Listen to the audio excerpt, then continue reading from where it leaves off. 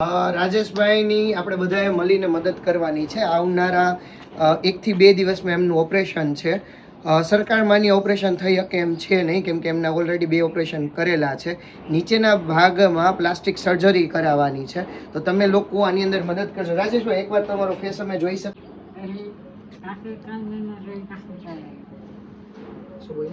Last 1 વર્ષ પહેલા કરાવ્યું પહેલું ઓપરેશન, પછી પાછા 4 મહિના કે 5 મહિના પછી પાછો ઉથલો મળ્યો, એના દાઢીના ભાગમાં પાછું કેન્સર આવ્યું, પછી એને પાછું બીજું ઓપરેશન કરાવ્યું આપણે.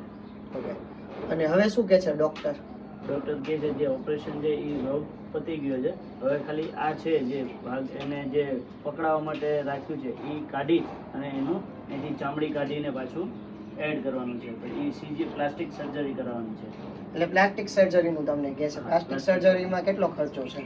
અત્યારે મેક્સિમમ 50,000 કીધા છે. 50,000. અને આમ અમૃતમ કાર્ડ ચાલે એમ છે? કારણ કે અમૃતમ કાર્ડ એને એવું કીધું ડૉક્ટરે કે એ કોઈ પણ રોગ હોય, જસ્ટ કેન્સર છે કે એવા કોઈ રોગ હોય તો એમાં તમારું કાર્ડ વેલિડ ગણાય. આના માટે કોઈ વેલિડ નથી ગણાતું, એટલે એ લોકો કદાચ એપ્રુવલ માટે મોકલે તો બી ઉપરથી ડિક્લાઇન થઈ જાય છે.